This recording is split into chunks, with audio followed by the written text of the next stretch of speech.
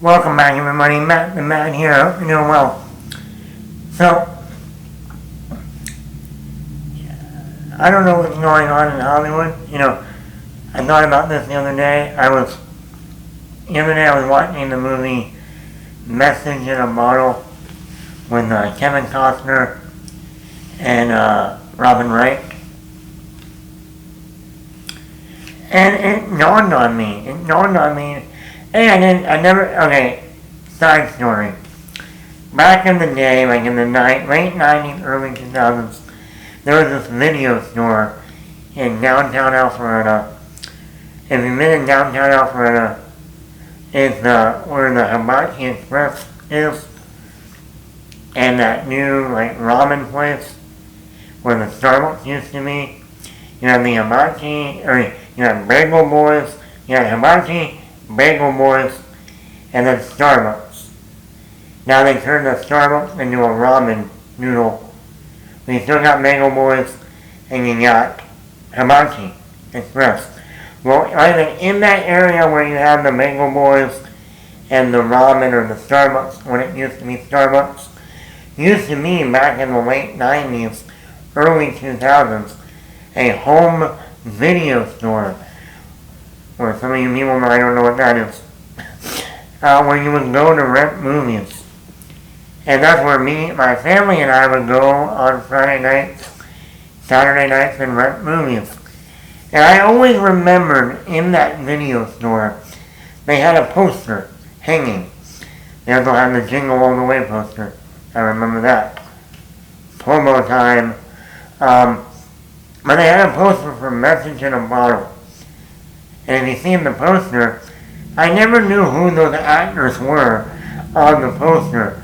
I just saw two people's backs looking at the water as the sun's going down. I'm like, oh, okay. I always thought it was like some sort of fantasy movie. Message in a Bottle. And then there's a song, Message in a Bottle. Maybe that's where the song came from. But I never knew, growing up, that Kevin Costner and Robin Wright were in the movie, Jedi, and I never knew, I'm too good with that. That is scary. And I never knew it was a Nicholas Sparks book turned into a movie. And I say that because if you grew up in the early 2000s, like me, there were a lot of Nicholas Sparks books turned into movies.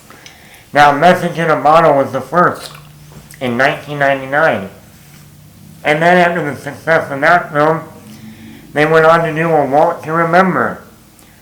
Probably one of the best Nicholas Sparks books adaptations. Women, girls my age loved this movie. My sister loved it. The one with Mandy Moore and Shane West. Oh, yes. The soundtrack by Mandy Moore, oh yeah. She had leukemia. She was dying. And I like A Walk to Remember. That's actually one of my favorites. Out of all the Nicholas Sparks books, I've only read A Walk to Remember, the book. But it was the thing, and then they said, okay, you love A Walk to Remember. Now we're going to give you the Notebook. And I would still argue that's probably one of the best love stories in the past 20 years. And everyone loves them. Whoever doesn't love the Notebook, you got problems. Ryan Gosling, Rachel McAdams, the movie that broke out Rachel McAdams. Who is she? The girl from Mean Girls. I know. And it made Ryan Gosling a heartthrob. Before the Notebook, everyone said, oh yeah, Ryan Gosling, the football player in Remember the Titans. The lead? No. The backup. Oh yeah. About 4 years later with Knights and Rodamne, Richard Gere, Diane Lane. And then in 2010 they had Dear John. Then in 2010 they also had The Last Song, the one with Miley Cyrus, Liam Hemsworth, Greg Kinnear. and the late Kelly Preston. That's actually one of my favorites too. I Want to Remember the Notebook, the last song. Probably because it was shot in Savannah the same summer after my freshman year of college. They filmed that the summer of '09. I probably could have stayed in Savannah and worked on that film that summer, but I needed to have knee surgery, so that was a no-can-do. One of many knee surgeries, by the way. Then we had The Lucky One in 2012, Zac Efron. Then in 2013 we had Safe Haven with Josh Duhamel and the other girl from like American Idol, Dancing with the Stars. She was in the remake of Footloose. 2014 we had The Best of Me, Michelle Monaghan, and they brought back James Marsden from The Notebook. This time he got the girl. One of the few, very, very few times that James Marsden gets the girl. Then they had The Longest Ride, which I actually like that one too, with Scott Eastwood and Britt Robertson. And then in 2016, The Choice with Teresa Palmer. The Choice was the last Nicholas Sparks book that can be turned into a movie. That was in 2016. Almost 10 years ago. And that came out in the first quarter of 2016. It's been almost 10 years since we last had a Nicholas Sparks book turned into a movie. The movies I just read to you were throughout the 2000s and the 2010s, up until the mid-2010s. And they haven't made any more since. I'm very puzzled by this. He's written other books. And I think to me that which is even more crazy to me, and that we live in an age of streaming.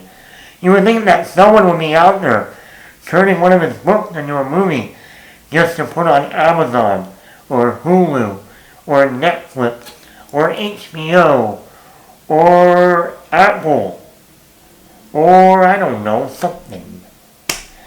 But no, there's been no. There's even a sequel to The Notebook. He wrote a sequel to The Notebook.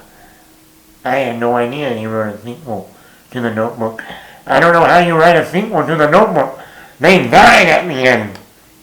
Is this going to be like the Titanic?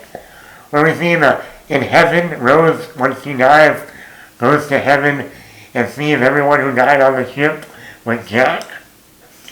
Oh, wow. Fun. I don't know how you made a sequel to The Notebook. Anyway, the point of the matter is, I think they are working on a new Nicholas Sparks movie, directed by M. Night Shyamalan, of all people, to do a Nicholas Sparks movie. That might be the most interesting movie of 2026. Nicholas Sparks and M. Night Shyamalan, starring Jake Gyllenhaal. You got my money already. You got my money. It could be the worst movie or the best movie. I don't know. But my point is, I'm surprised we haven't gotten another Nicholas Sparks book. This guy shaped so many young girls in the 2000s. You know, that's why those girls are getting married, while girls nowadays are becoming boys. When you don't have romance, what else are you going to do in your life? I choose to be a boy now. Alrighty. Hey, don't look at me. I'm just pointing it out. But yeah, I don't like that. I just don't get it. This author ruled the 2000s and the early 2010s. Are you one of those people that are like, yeah, we haven't had a Nicholas Sparks adaptation since 2016. What's up?